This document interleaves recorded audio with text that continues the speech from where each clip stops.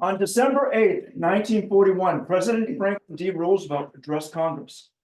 I ask that the Congress declare that since the unprovoked and dastardly attack by Japan on Sunday, December 7th, 1941, a state of war has existed in the United States and the Japanese Empire. Tensions around the globe had been high, and the nation had been worried that war with either Japan or Germany was all but an eventuality. They feared millions of young men and women would go to war. Despite hopes for peace, they were right and the world turned upside down. What no one imagined is the effect this war would have on a small town called Sudbury and surrounding towns, Maynard, Hudson, and Stowe, so many miles away from the conflict. It's unlikely that these town names are ever spoken past the distance of Boston. Yet a large swath of these towns were taken, and they were mostly private land, and they would become federal property. 3,100 acres would be circled by wire fence, and the public told to stay out. The reason? Like, to install all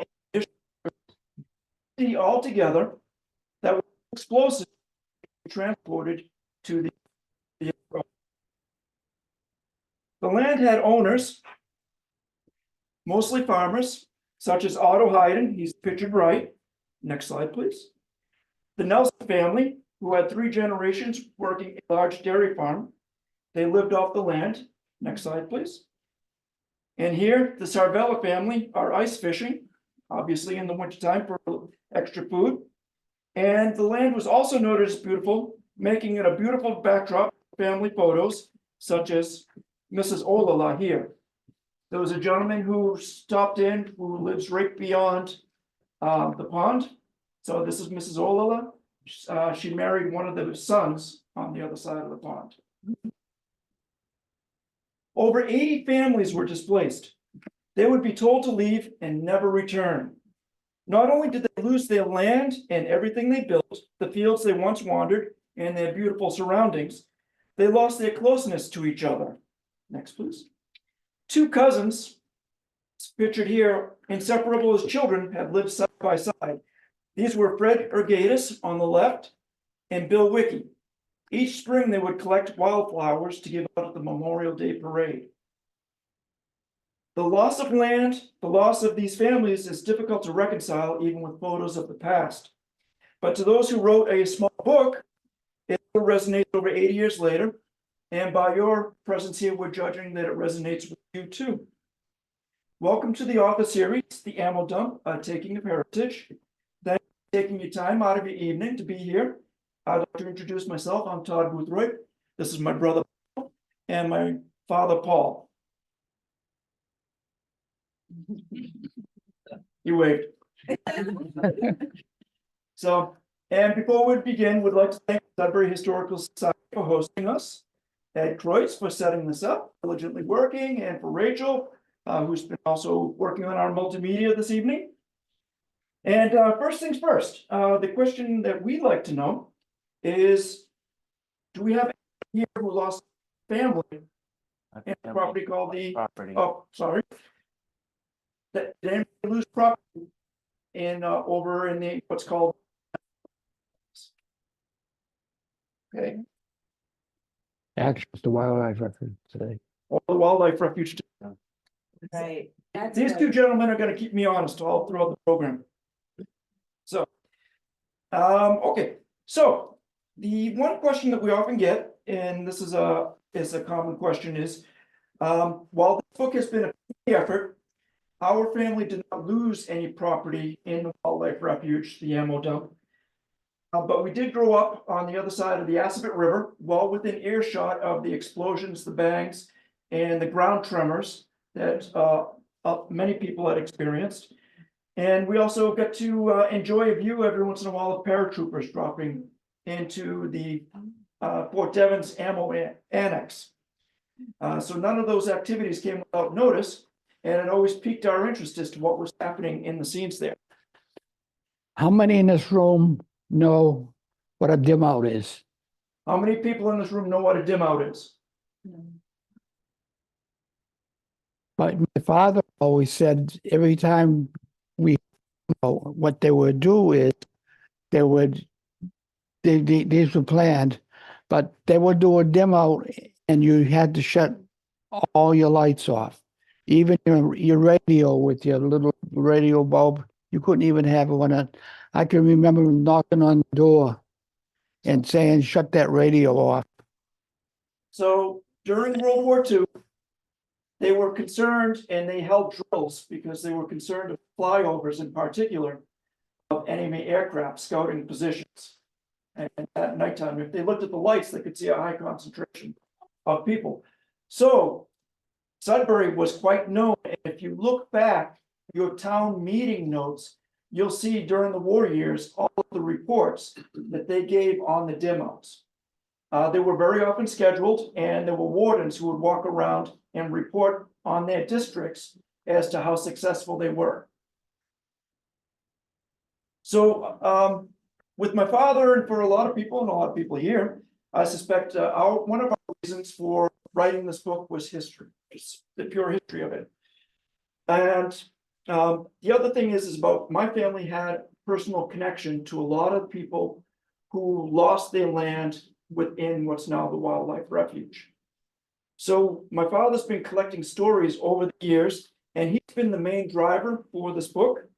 For years, he's tracked and collected paper and photographs and stories, and he was very nicely handed a bit of paperwork even at the beginning of this meeting. Thank you. And the truth, when he started getting in earnest, he brought over a dozen boxes of paperwork. I get the dozen boxes. Let's get going. Next day, he showed up. The next day, he showed up. And that kept on going for months. So it's just amazing. I still have found out that I've seen everything. So it just, what I'm trying is, it's amazing the effort he's put in. Officially said that he's collecting information for 23 years, been collecting steers for a lot longer. Book would not have matured if not for him as being the main driver. Thank you, Dad.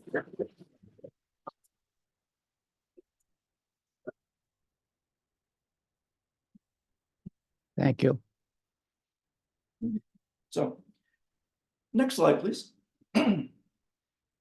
So, about a month ago, I was contacted by Wendy Carberry Sedlacek. Her father is Arthur Carberry, the gentleman on the far left, and they used to live on Old Marlborough Road. He's 96 now and still talks of his early years within the Northwest District. I just threw out another name there, Northwest District, and this one for the Sudbury people would actually be more common than for the people, say, in Maynard. When Sudbury was settled, and it was really in the core of Wayland, and then they started moving out, they had sections of the town. The Northwest District was from that center area up into the Northwest. So you'll see a lot of the history books and a lot of the articles them talking about the Northwest District. And after 1871, when Maynard broke off in a part, that's when the name started separating out.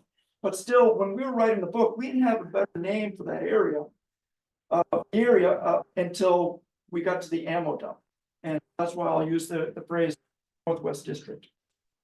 To be honest, what we wrote the book about was the people that lived there. This book is not about government did there, the trucks they dumped on their nose and people that jumped out of airplanes and stuff. And what else they did, which was pretty cool stuff. But we concentrated on this about the people. This is what they lost and never gained, and the hope that none of us ever have to go through. Well, people in the back, in case you didn't hear that. So my father added in that the real main driver, focus of the book was the people, such as the people that you see here. It was not so much the history of what the government did, but we wanted to get the stories out of the families such as the Carberys. So, so continuing back with Arthur, one thing that Wendy, it was great talking with the next generation of these families. And one thing that Wendy wanted to know was that her father, Arthur, is still married and still deeply in love with his wife, right there in the middle, and her name is June. Oh, no. That's not his wife. That's, It's a sister. That's his sister. That's Thank you his sister. Find out. you sure about that? Still in love with his wife. Yeah, Okay, because she confirmed to me. Okay, we're gonna have a family discussion later. So by the way, if you ever are interested in writing a history book and you want to have a lot of deep conversations going back and forth and saying, are you sure? Write a history book like this with your Yeah. family, because this is all we've been doing for the past year. Okay, I definitely know the gentleman on the right. All right, and that's his younger brother, Charlie, who's been described as a precocious 93-year-old. Charlie's in Texas. And in Texas, and but this family is very close and caring, And that's June, and that's June. but it's not his. They look alike. They're brothers and sisters. You're telling me now, It's in the book. it's in the book. We need a new fact checker. Arthur, okay, let's move. So Arthur was a young boy when his parents bought a cottage on the north side of Willis Pond for the family. That was 1929. The Carberry family loved the area so much that they built a forever home close to Puffer. And until he was 50, Arthur lived at this location. And this cottage was right on Willis, where Babe Ruth did his famous shove the piano and So, but he was drunk all the time. so the lore was that Babe Ruth at the same spot pushed the piano into the Willis Pond. So we still want to go diving looking for the wires. Yeah. Some migrant. So Arthur Carver wrote many years later. When I look back at the writings, I find references to many physical activities we enjoyed, such as swimming, ice skating, and but I reminisce about our surroundings. I realized there were other things that made it such a wonderful place. Think of the sounds we heard. The sounds of the wind softly whispering in the pines, thousands of frogs peeping in springtime, a sound that no human composer could ever hope to duplicate. The sound of ice cracking on the pond and breaking up in spring, the whippoorwills calling in the night and on a clear winter night, the sound of the train whistle and the mill clock striking the hour. The mill clock being the mill in Maynard Center, and it would just carry over the hill and all the way to the area. So we are very fortunate to have Arthur's poetic writings, and I'll take a note to a moment to note that these family stories are important, and we encourage everybody here to write down these family stories and pass them on to the Historical Society, pass them on to the next generation, because once we're gone, all those stories which are up here that we remember as part of our childhood, they're going to be lost forever. We're very fortunate, a lot of families did this, and from that, we were able to document, bring this into the book. A lot of the families right now, we're still getting stories and books. I got 2 last week. So that's our story.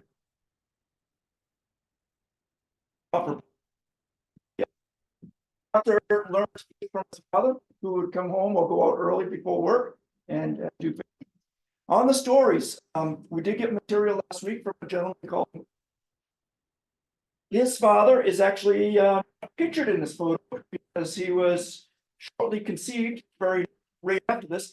But his older brother on the far left is John Pack, and he went a bit further on writing day stories. He wrote almost like manuals, and we have about 11 of them, and the stories are just incredible about day-to-day activities, conversations they had. And there were, out of these 10, 11 volumes, one thing that he wrote was, my father and mother thought it would be best to get a farm to live on. They succeeded in buying the farm. We had some horses, cows, pigs, and chickens. Worked in the mill as a weaver, and mother tried to take care of the animals with us kids. We would sell milk, eggs, potatoes, corn, apples, meat when we butchered some of the animals. If we had any extra milk, mother would make yogurt, butter, cheese to sell. During the Depression, I don't know how we would have lived otherwise. We had plenty of good food, even though we didn't have any money. When many of our friends wanted to have a garden to grow some potatoes, instead of paying us for using the garden, they would help us in digging our potatoes, cutting our corn, doing hay. Mother usually heated the sauna. This was a Finnish family, and we would feed them. Many would come to work for a meal. Usually they would also be given little vegetables to take home. So this was during the 1930s, very late 20s, and it gives a fantastic glimpse of that life. John went on to write, one fellow came with his father to dig their potatoes, driving a Metz Roadster. Next slide, thank Oh, you. wow. This is not the actual Metz Roadster. This is one that I pulled down off the internet, but I figured it was good to show you. But that's made in Waltham, Mass. Made in Waltham, Mass.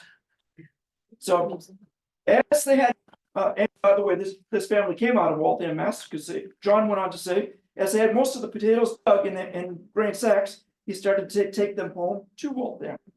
He put 3 sacks in the roadster of potatoes into his car and hoped it would go up the hill that he went over the river, but it didn't. So they got up, partially up the hill, and the car did not have enough power. So they had to come down to the bottom of the hill. They took off 2 sacks of potatoes, drove up to the hill, offloaded that 3rd sack, down the bottom of the hill, loaded up another sack, and they kept on repeating this. And they had to do this at every hill in between the ammo dump and Waltham. And you folks probably know there's a few hills. So this is, it's just a wonderful story of what people went through in their life to, in fact, support themselves and feed themselves. And when you think about it, this family came out of Waltham. At one point, they could afford a car, but during the Depression, they didn't have enough food for money at that point and work. So they needed to work and find other ways to put food on their table. So from a historical perspective, as I keep on expounding, these stories are filled with wonderful details not recorded anywhere else. They are pure gold. The family of the Packies lived off the land, and with each child helping tend in turn. Thank you, Paul. Hilda, pictured here, in that prior picture, she was the little girl on the lap. She had lost her father. He died during the Spanish flu or from the complications of it. And so from when she was that little child, that was the last time she had seen her father. Her little brother, Ate, never actually met his father. He was conceived and the father passed away. They grew up without a father for several years until Mrs. Packy remarried. But in order to make things happen, this girl had to grow up tending to the farm and tending to the farm animals. And in particular, she was well noted for taking care of the cows. And this family had trained the cows, so they sent them off 2 acres into the back of their property in the morning. And then in the evening time, all they had to do was give out a sharp whistle, and the cows were trained to come running back in to be fed and into the barn and to be milked. So for Hilda, it wasn't always easy, but you know, these activities shaped her life, her childhood, so that when she became an adult, she really memorized all these scenes. Next slide, please. And among the other activities, also during the Depression, this is Hilda with her little brother Ate on the left-hand side. They always put on their thinking caps on to find ways of making money. Here, they went out in the wintertime. We know that they went along the Assabet River in particular, and they were cutting down small sticks and also grass, and they were constructing all that material on the right-hand side to make brooms. So come springtime, they would go into the various towns and they'd sell rooms, and that's how they would actually get some spending cash for the family. It occurred to me when I was reading John's writings, that they were all about his childhood years. He didn't write about his adult years, really. And they were all about the, within the confines of the Northwest District, except for when they took, forays out to, say, get their driver's license up in Lowell or out in Boston.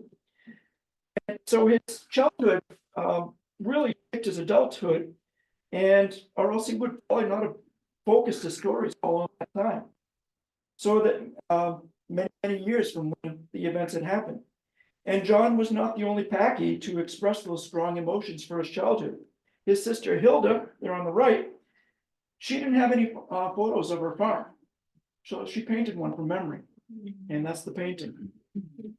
And that's the same farmhouse that they moved in the 1961 and to Boothroyd, over by the wayside inn. So, yeah, so the farmhouse there, we were talking about with the gentleman, we were talking earlier about moving houses. So the one on the right, the farmhouse, that was moved to Bowditch Road in Sudbury. It's among the few, 5, 7, how many survived? 5 or 6. So 5 or 6 property. So out of all these families, and we said 80 plus all of the outbuildings and et cetera, only about 5 or 6 of the buildings that are in there have survived. They're gone now. They're kaput now. Right. So a lot of them raised, a lot of them just fell into decay. And so we lost that aspect of the history. And so when you think about it, we are very fortunate in the town of Sudbury to have Longfellow's Wayside Inn. But there was also Rice Tavern, which was on the intersection, in Old Sudbury, on the intersection of Old Marlborough Road and the Concord Highway. And we lost those buildings, even though they were separated by the families, because they were taken and then left to decay. So, so on the memories, in the book we wrote, one's heritage, the events of their lives, whether dramatic or mundane, these weave memories good, neutral, or bad, and the memories leave indelible marks. For families, these moments constitute later conversations that start with the words, remember when. Despite being intangible, this heritage is invaluable. There is an emotional attachment, a bond that ties us to a place, the family, and history as time passes. That is heritage. When we wrote those words, we wanted to convey why the story of the ammo dump was important, and it was about families. We were thinking about the individuals such as Arthur Carberry and his mother and his siblings. We were thinking about John and Hilda Packey, the cousins Fred O'Gatis and Bill Wickie, Everett and Alma Sarvella and their children. We were also thinking about many of the other families when we count about 80 plus. A few of those names are Anderson, Costanzo, Honkala, Wickery, Hunt, Hayden, Gately, Laurel, Lent, McDonald, Mason, Matson, Nelson, Olala, Hannanen, Sippo, Taylor, Bose, Montallo, Waugh, Williams, and others, including one family from Maynard, the Hill family. And that doesn't even count all the woodlots. Red Acre Farm had a pasture in there, summer pasture. They had all of these things that were not even taken into consideration. I didn't touch the south side of the annex where Raytheon had during the time they had their facility in there. They take to Watertown to be redone over, ship them out here, and they ran fit tests on them before they were released back to the government. I mean, there was so many things going on in there that the book could be like this, and then some. So, but one of the reasons why I went through that long list of names, and as my father says, we omitted many because we couldn't produce a book this big that people would stay awake for. But it's important to name them because it gives life to these people, that they were real people, and their lives were turned upside down. So, one moment, please. Come right back to you. So, however, now that the book has been out, let me add, December 1941, when the war broke out thousands of miles away, these people never imagined that their lives in these small towns, just quite literally no more than 2 miles away from where we are now, would be turned upside down a few months later.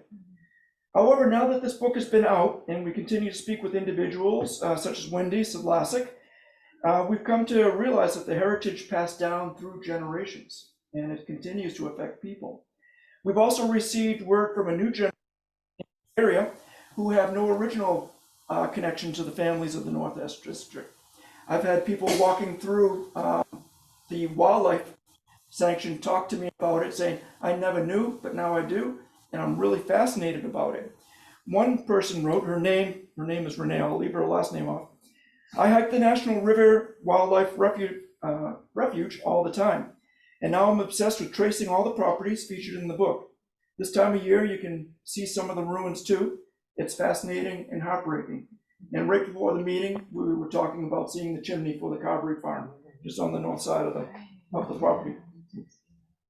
Whether we call it the Northwest District, the ammo dump, or the Assabet River National Wildlife Refuge, this area continues to affect people. In a new thread of heritage is being woven and entwined with the old. The authors before you certainly wanted to keep the history remembered. And we want to say that we're thankful that you showed up and to listen to this, because it's a grateful new twist, and we thank you for your support for the ammo dump by taking a heritage. Thank you. If I could, I should her first. Oh, So I'll be right back to you. I was quiet, but I did have a question. Please. I might be the only person who doesn't know. How many acres are we talking for? 3,100 acres, roughly 4 square miles. Originally, Originally. it is less It's than that. changed over the years. So where exactly is it? It's along the Assabet River? Yes, so the Assabet River is the northern edge. And then if you come down to, God, I'm going to be pressed, Hudson, the north side of Hudson Road. Your White Pond is White Pond, the firefighters academy. Fire Academy. That's the far corner of it. And then as you turn up and And, slopes around there. and we didn't even talk about that section. And then if you go north on Route 27 here, so you come down to Route 27 and go up, just as you are getting to the Maynard and the sports field on the end of Market Basket's just on the outside of it. right on the other side. Yeah, but So- but it abutted right up to where Market Basket is. Wow. Oh. So one of the things that we put in the book was how much of a disruption this was, because you used to be able to drive through this area, going along the White Road and up through another road, cut very quickly from, say, Hudson into Maynard. And then they put up this big fence and saying you can't get there. So now, if you think about it, you have to drive all the way around. We do have a map, by the way. Here, I'll hold it up for everybody. And we'll put this up. We didn't have our break list, but we'll put it out after the meeting out in the other room. And hey, Paul, can you get on the other side? So we do have a little map with all the family names and et cetera, and it was all in a cheat sheet that we went to. This was actually produced by the Army for when they were doing the eminent domain. So they didn't pay anybody for any of this? They did. Yeah. They did, and I promise I've not forgotten you back there. Thank you, Paul. So the good news, the bad news is eminent domain, the property was taken away. They had about 30 days notice. So the true story in it is on March 25th, the government went to court and the judge said, yeah, I'm signing off on the eminent domain. The public needs this more than the private landowners. The bad news is, the other good news is, due to the Fifth Amendment, if the government takes something by eminent domain, they have to pay fair value. The bad news is on that is, what is fair value? And that is kind of what they say market prices by shopping around.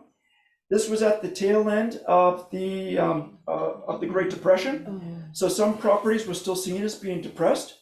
And then some properties were evaluated higher, such as the young boys there. one of their homes actually, they were given $8,000. They were on less than an acre of land. The house was built within the past 2 years. Right down the road, the Sarvella family was on 100 acres. They had a big old farmhouse which dated back all the way to the late 1600s. Beautiful home. All the way back to the Puffers. Yeah, so the Puffers had settled there, and the Puffers were out of Maynard. The Puffers were out of Sudbury, and they were among the family that settled among the first in Sudbury. 1643. And they only got $6,000. 2 years prior, the Sarvellas had taken out a loan for $3,000 to replace the windows in the house. Oh, no. So it gets worse. So for a lot of this, so the timeline was, they got the notice on March 25th, be out within, say, 30 days. It was kind of a rolling thing. Some were 10. So the Sarvellas were among the last ones. They really pushed it until the end, until they finally got a letter saying that you have to be out in 5 days. And they were out at the end of May. And at that point, the bulldozers were already in mowing things down. We were looking at all the paperwork, and the deeds were signed over to the government, usually between September and November. So if you look at all the deeds, that's when all the paperwork was signed with the transfer of the property. It had to do with money. And with money, the Lent family didn't get their payment until the following May. So these people lost their property, and at least in the case of the Lents, they didn't get paid for the property they had lost until a full year later. So they had to derive income from another source. Most of the people stayed in the town they had lived in. If they were living in Sudbury, like the hills, they went over to, I forget the road that they moved over to. Yes. Yep. And some came into Maine and lived there, but they always had family or some other way to go to, or had other rental, and so forth. All right, 1 second, please. Thank you for being very patient. That's fine, and I think he's answering my question. My question was, how many of the families were able to successfully relocate within the 4 towns? We never counted the number. The question was, how many families were able to successfully relocate into the area towns? We don't have an exact number on this. We actually never tried to trace it down from that aspect, but we're going to say most of them. A lot of them stayed local. When it came, they also needed to pick up and find work, and they needed to kind of go where they had that work that was familiar to them. For a lot of the people who had already been in Maynard, they went back to work in the mill. As unhealthy as it was, because a lot of them were weavers, it was easy to get work, and it was very lucrative. So a lot of them did that. Plus, they also leaned on a lot of cousins. A lot of these families were not tiny families. A lot of them had cousins, siblings who lived in the local area. A lot of them were immigrants who had moved over at the same time, so they were able to lean on their families, which was the good news about it. But we did see some of these families where the kids were in high school and they dropped out of school and they had to go and work to support their family because they simply had to, and they couldn't go to school. So there was this gentleman here, please. So it sounds like there was no effort on the government's part after buying the land to relocate or compensate with other work, anything of that nature? Well, No. Yes and no. Ed Gately, his family owned the Gately farm, and they sold to Henry Ford in 1928. By the time the war came, he worked in there. They didn't have any fencing up yet. They were building bunkers. Explain later. And yeah, no, you've lost my thought. Yeah, he worked in a facility. He worked in the facility on the same farm that his family originally owned, guarding it, keeping it out of there. The other one was, it was Sarvella, because he wanted to keep an eye on what was happening in there. He went back to the government and said, oh, you're looking for a guard to keep people out? Okay, I'll work for you. So it wasn't like the government compensated for the land, and that was all of their commitment. But a lot of these people could still find some work, and sometimes it was within the ammo dump afterwards, and for various reasons, including they had to get a local fire brigade going, and they made that out of local people. You have to figure one thing. When the government came in and took these by eminent domain, the facility was shut down in 1946. So that was 4 years, technically. Yeah. So please. Yeah, after it was shut down, was there any ammunition left that had to be cleaned up? Oh, sure. Yes. There was ammunition left in there up until the 50s. Wow. And then that's that part of the facility, that's what it was there for. They had small arms, explosions. They had to take care of the bigger artillery and so forth. So it was up and through the 50s. And then they hired a government contractor to come in and detonate all of the explosives that were left over. But that was the leftover from World War II. And then in the subsequent years, which is something that we really glossed over in the book, they brought in other types of ammunitions and explosives and chemicals, et cetera, to conduct tests. Did the mill, this is a sort of a related question, did the mill pretty much convert to producing clothing for the war effort, the soldiers? So I know they were doing Blankets. the question was, did the mill convert from blankets to uniforms or during World War? During wartime. Yeah, during wartime. During wartime, Yeah. they did. But other than that, there was a brand of material they made at different types and so forth. So, and my grandmother always told me that she knew what uniforms they were producing at the time by the color of the river. That was the dye. And I saw the same thing when I was walking to school down Walnut Street. Yes, the river's Yeah. been cleaned up over the years. Oh, yeah.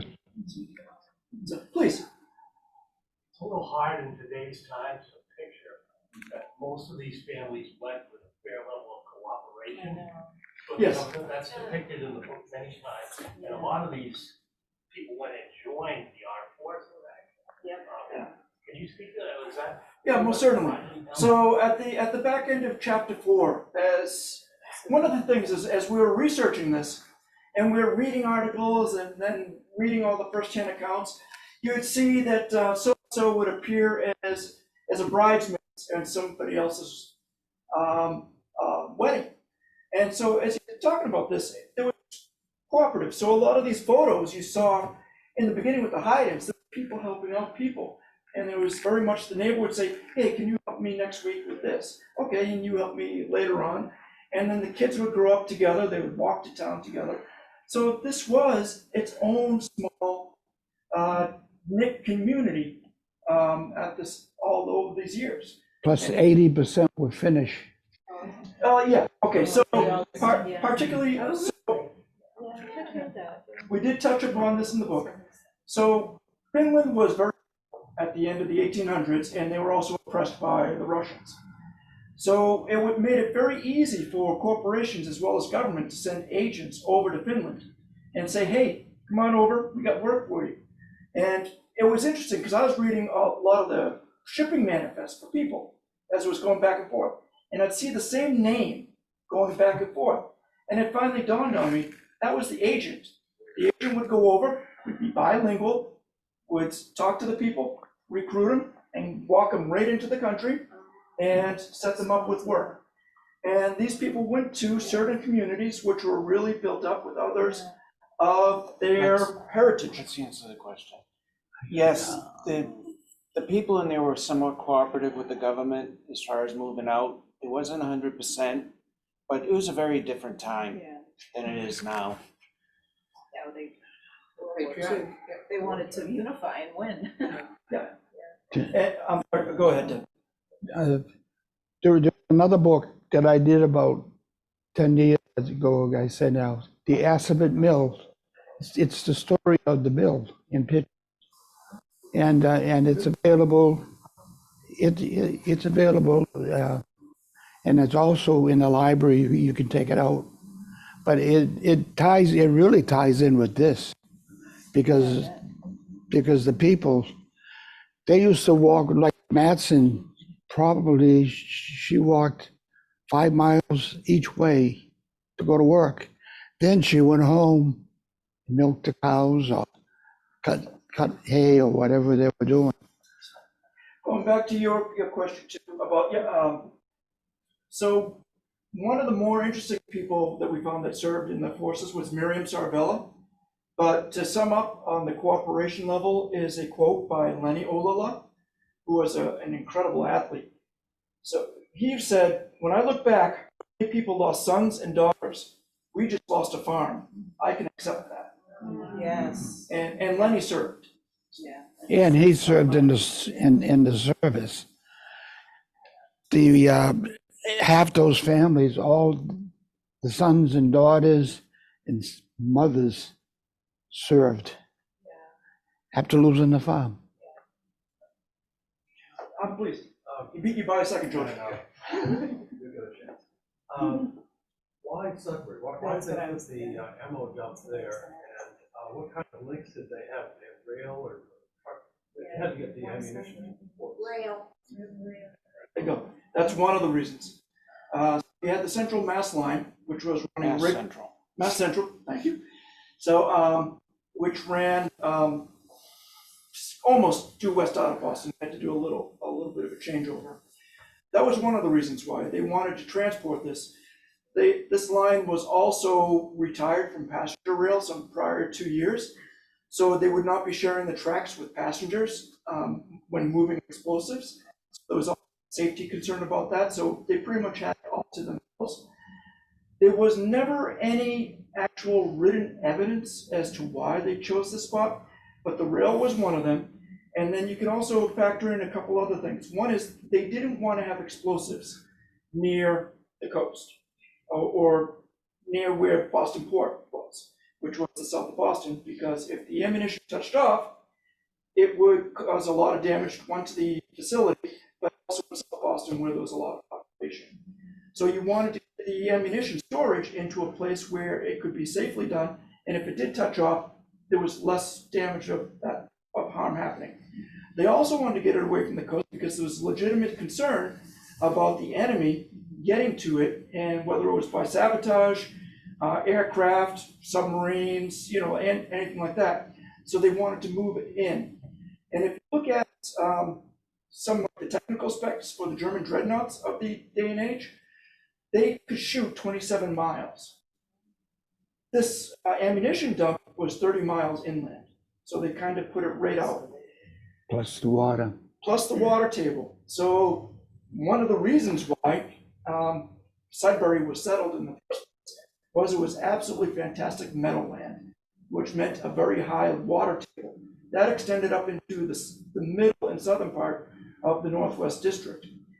So there was plenty of water there, and the thinking was that with these igloos, that if one touched off, that cushioning of the soil would prevent the impact from traveling through shelf and doing a lot of damage that way, or to the other igloos in the area. In considering the rail trail, almost all the trails in the asphalt wall, but one of the trees were. A lot of them are, yes. A lot of the modern paths or roads were there from what the military had done as part of their, albeit you do have a couple of the trails follow the old Marlborough Road, the Upper Road to a certain degree, and White Road. White's is completely White Pond Road, but it was also had other names. Yeah, but White Pond Road is identical to how it used to be. And if you walk it, what I really amazed about when you walk that is it's also called Boone's Plain from the olden days, and it is plain, it is flat. You do not have a change in elevation at all. George, please. Yeah, I'm sure all these families had family plots, cemeteries, Yes, their lands. What No. happened to those? no. The only, what was by the Voss's Tavern, there's two smallpox, smallpox graves.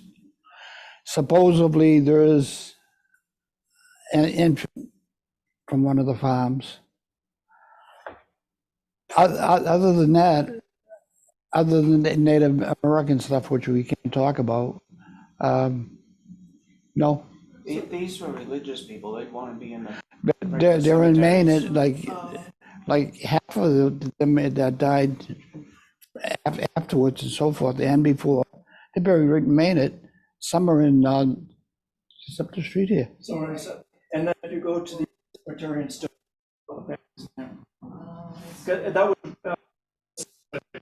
Easier for the government. Well, and that, Couple of, see your arm. no, I was trying to give you a break and let everyone else have a chance here. I was very curious because I don't know very much at all about this area of Massachusetts. And I understand there's Fort Devens and then there's this Fort Devens extension. Were the people who were stationed at Fort Devens, were they rulers in this location or was that entirely separate? Yes, they were in this, they were there. I'm actually sergeant. He jumped out of the plane and didn't open. so we're gonna be talking up at the Fort Devens Museum in short term. So that's a fantastic museum to visit. So Fort Devens was originally Camp Devon. My father was there in World War One.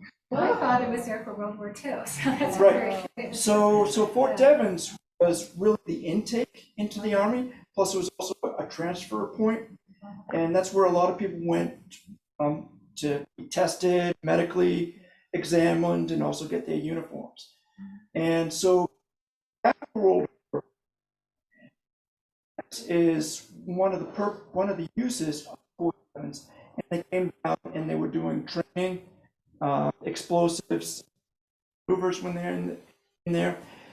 The gentleman over here has a nice photo of a ladder which goes up a concrete structure with a pulley on top. So they do hold to running up, of course, jump up there, sling down there, keep on running. So Yeah. during World War II,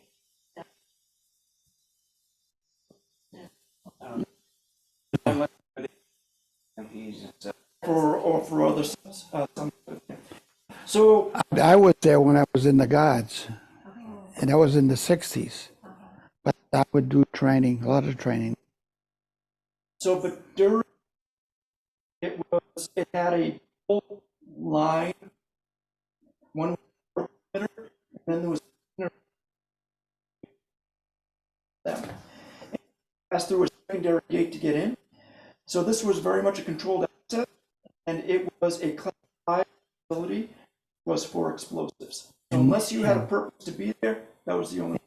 And nobody went over the fence. Okay. All right. Who?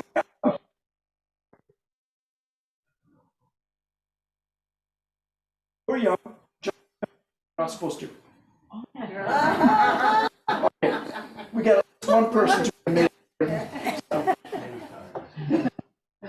For us, we grew So did the Boothroyd family close to? very close. We- But then again, Maynard's so small that We're everything's. we're about a mile away from the gate.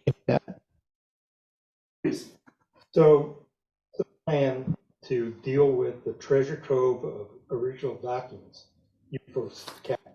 So So what are you gonna do with these boxes? go ahead. Probably go to the Maine Historical Society. Okay. Yeah, somewhere. We've been talking. What I would like to do is all of and stories and so forth they gave us so much make a book, but combine it so that we have it, so that if a library needs it for something like that, Research. it would be good. Sorry, So you guys aren't gonna wanna do the second edition. The historical research is fascinating because it leads to more and more information as stuff comes out of the woodwork, so to speak, and comes out of people's attics and people's basements and people's recollection.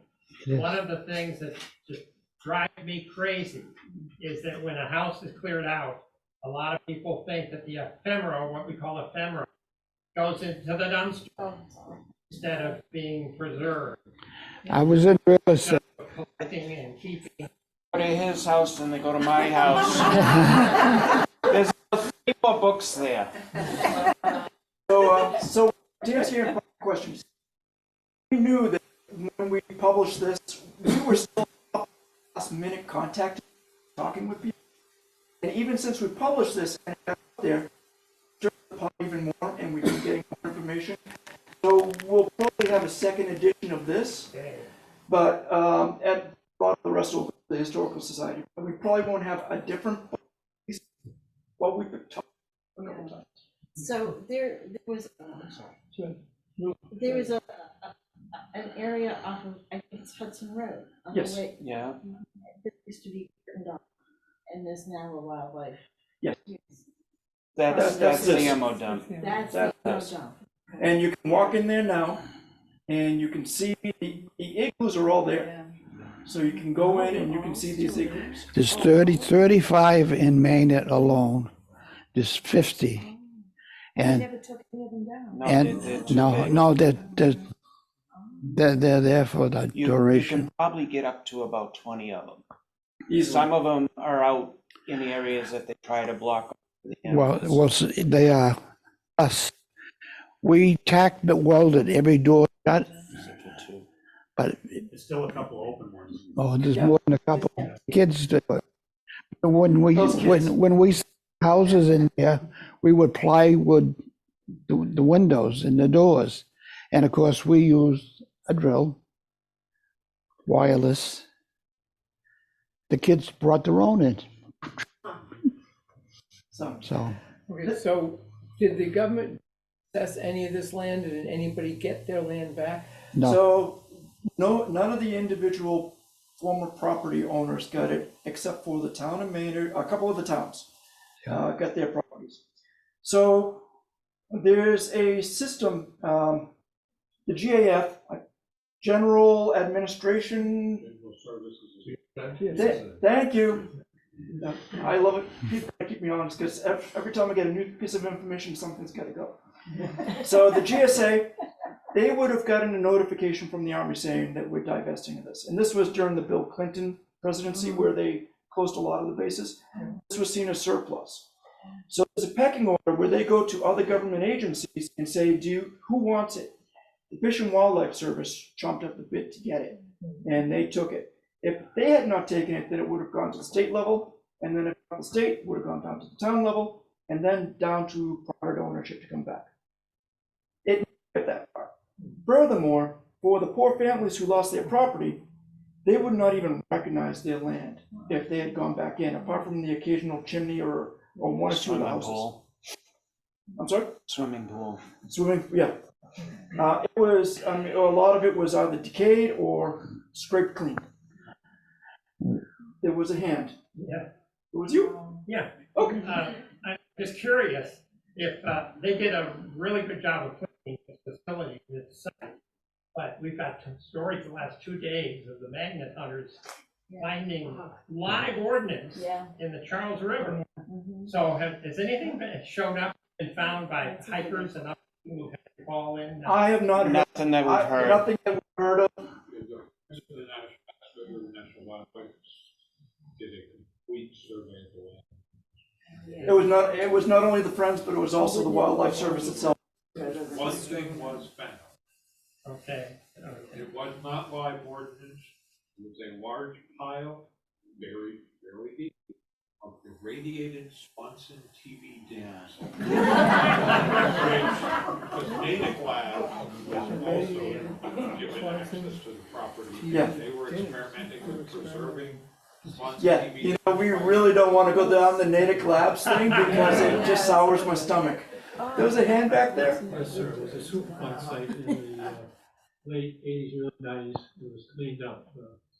There was at least 3 Superfund sites, if I remember correctly, and they're still monitoring.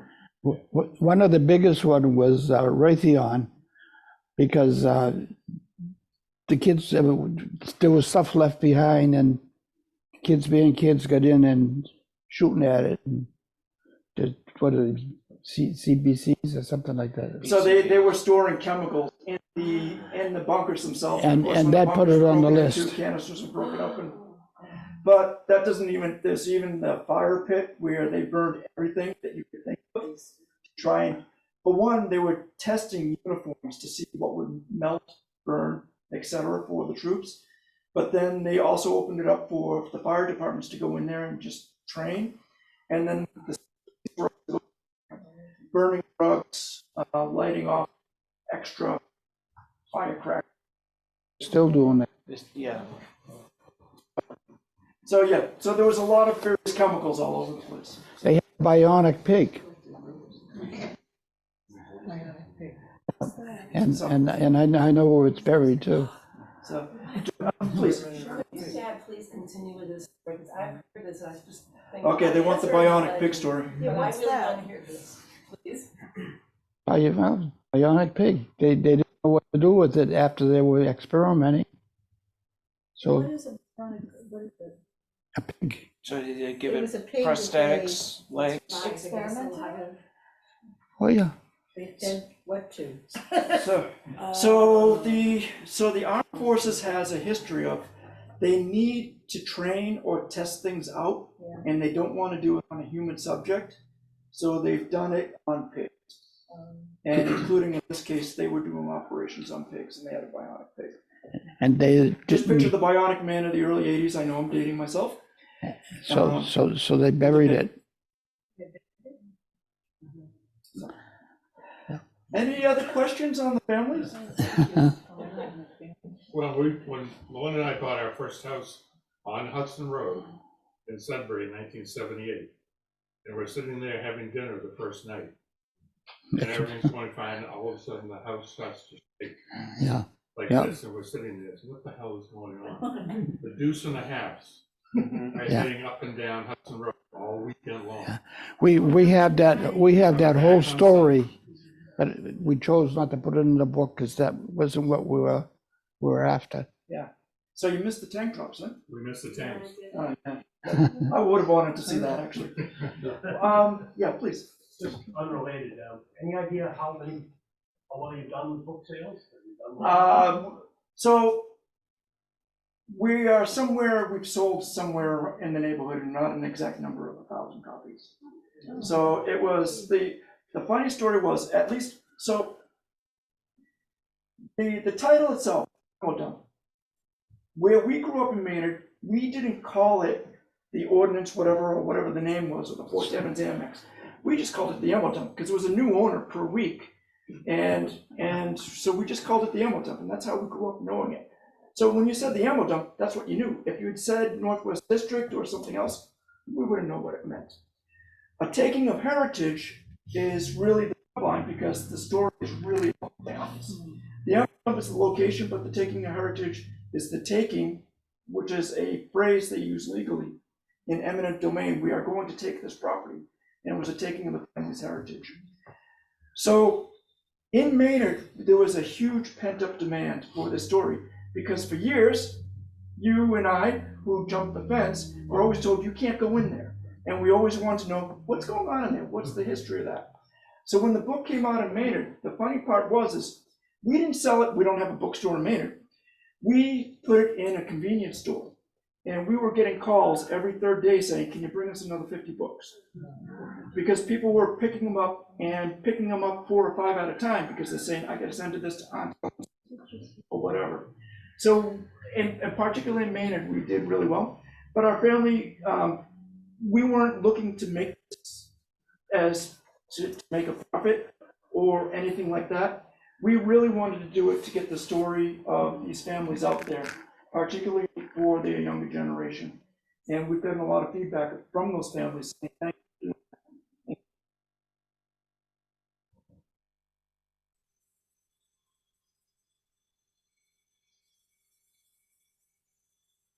And they're going, what's it all about?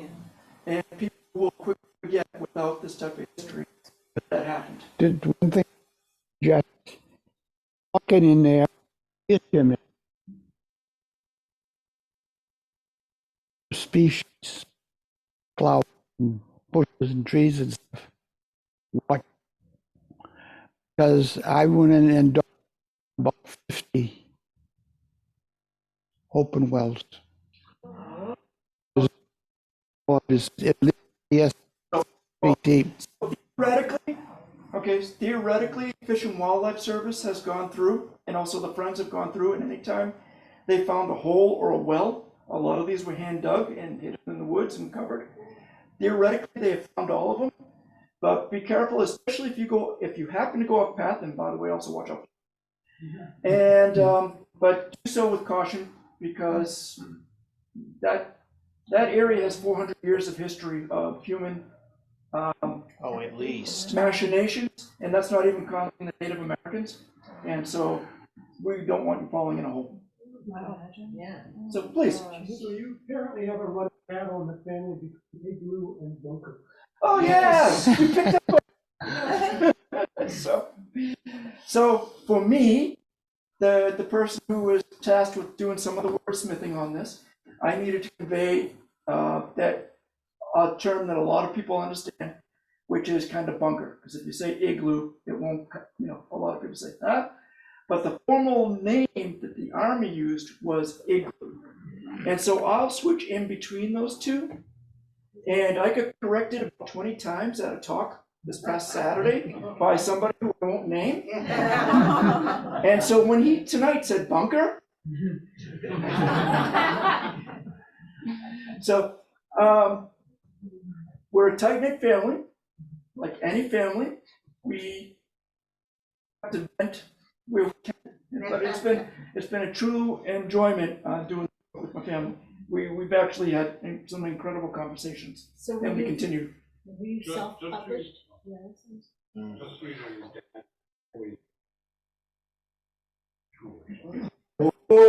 Oh, Not me. I didn't use.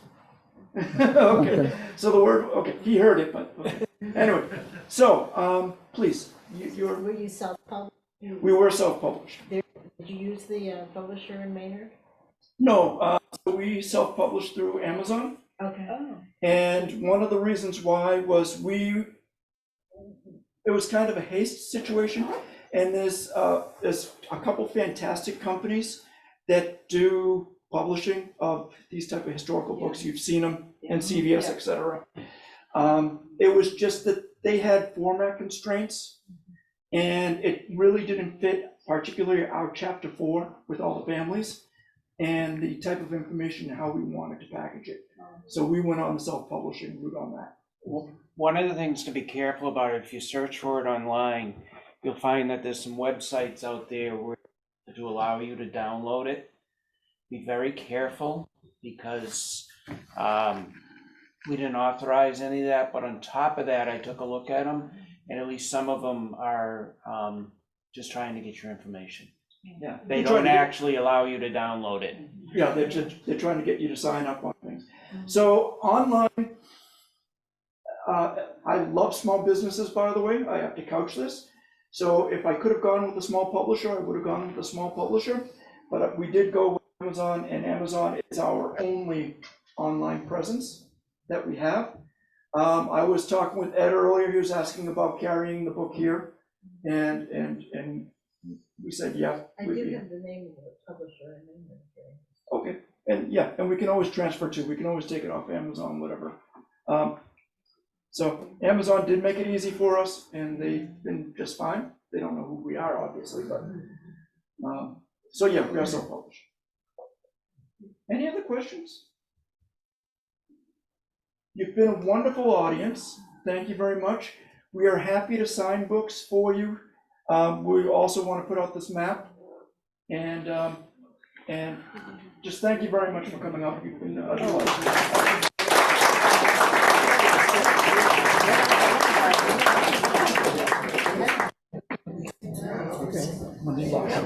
He did it.